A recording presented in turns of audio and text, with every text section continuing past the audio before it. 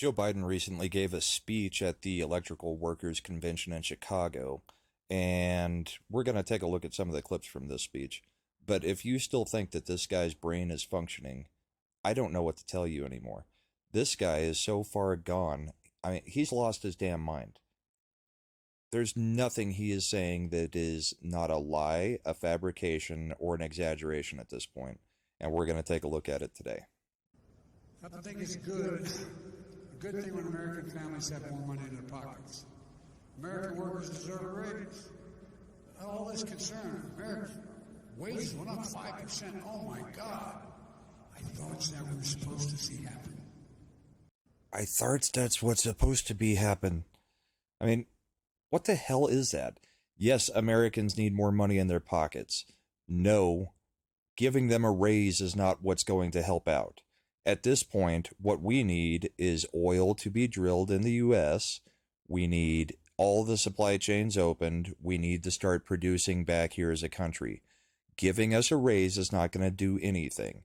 Fighting inflation is not going to it's not going to work to just give us more money. We did that through the whole pandemic. Look at where we're at now. What we need is for one party to actually realize that the economy is in deep trouble and maybe try to do something about it. I don't trust anything that they're planning on doing about it, but that's where we're at this point. The Democrats control all forms of the government at the moment. I mean, it's on them. It's on President Biden, and no amount of whispering crazy talk is going to make anything different here. So there's so many things we can do that don't do anything other than make the country better and don't cost the taxpayers more money. Can you name something that you can do out of the so many things that you can do that aren't going to cost the American taxpayer any more money?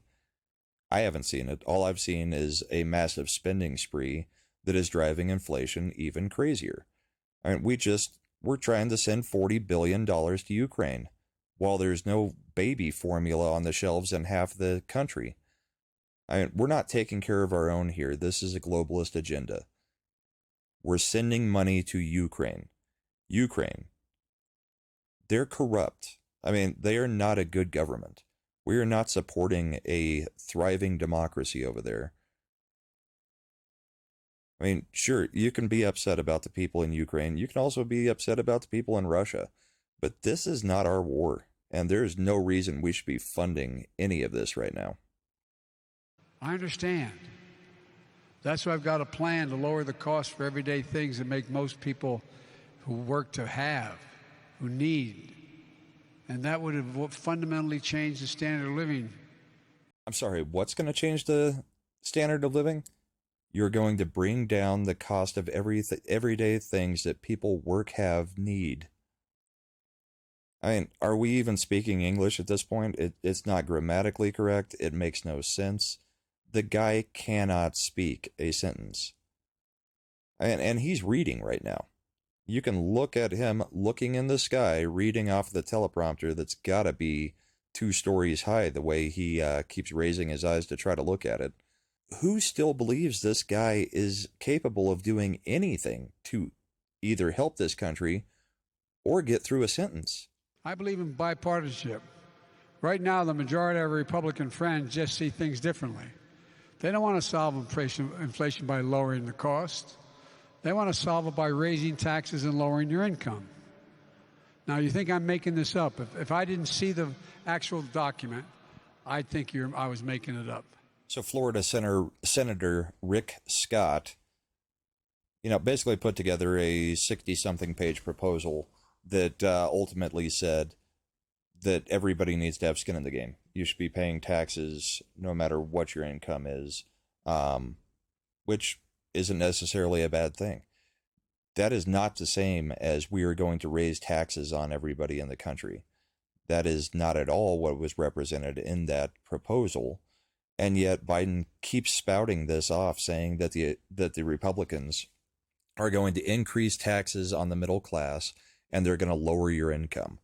The only thing lowering the income right now is the fact that our dollar can't buy what it's supposed to be buying because the inflation is out of control. And that is not on the Republicans. That is solely and squarely upon the shoulders of President Joe Biden. His week one changes that he put in through executive orders have crippled this country.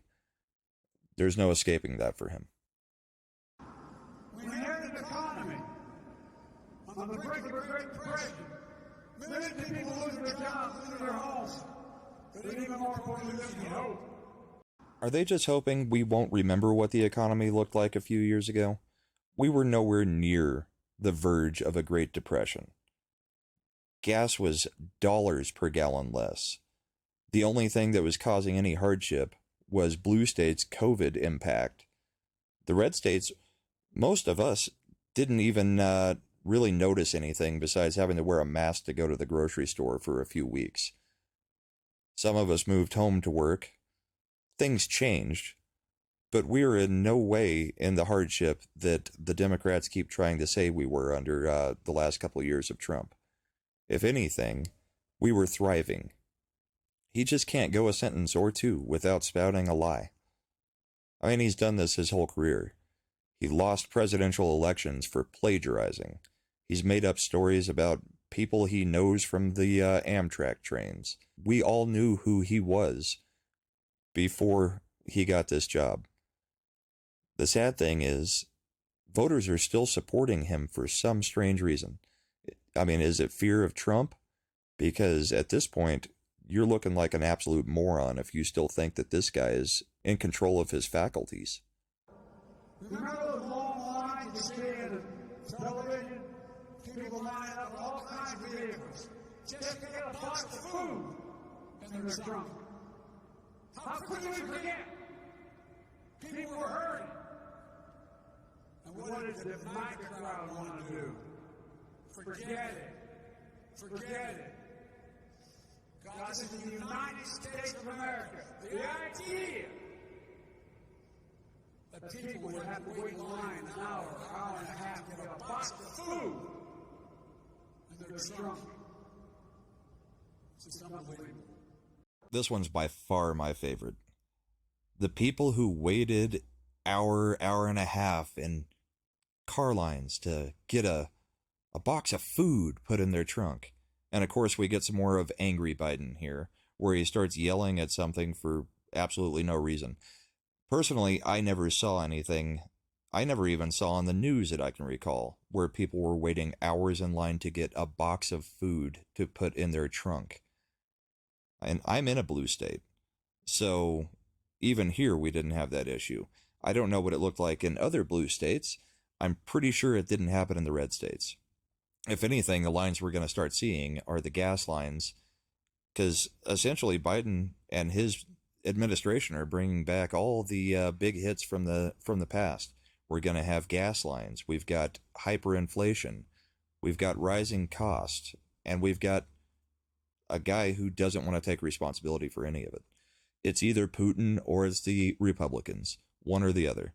It's not the fact that we're spending like crazy.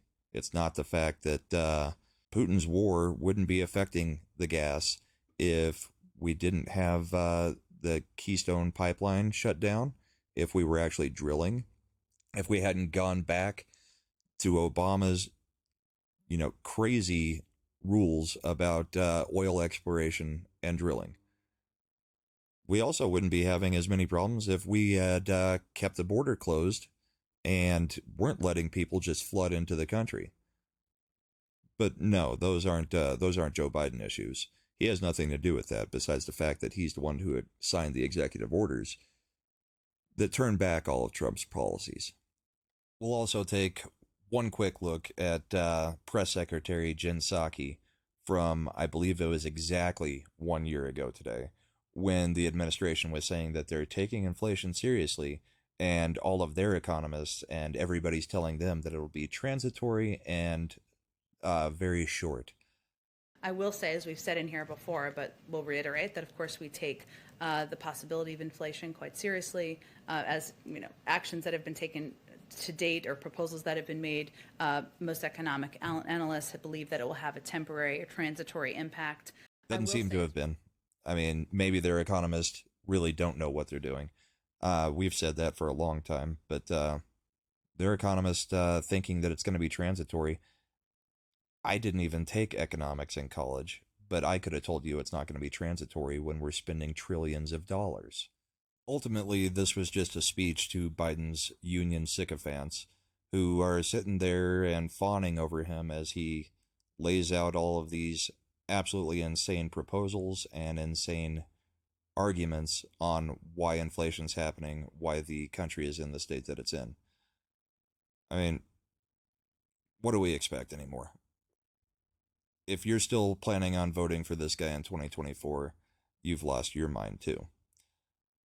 The midterms are going to be a absolute red wave, regardless of the Roe versus Wade thing. I mean, that's not going to get people out for the midterms. We're going to see a red wave coming, and maybe then we'll finally see some of the easing that we need. Because the interest rates are still going up. The housing market is slowing down because of the interest rates. We still have supply shortages. We still have supply chain issues. And gas is not slowing down anytime soon from what we can see. So that's all I've got for you today. If you like the video, please hit the like button. Please share. And most of all, if you can, please subscribe. Anyway, you guys have a great day. Thank you. Cheers.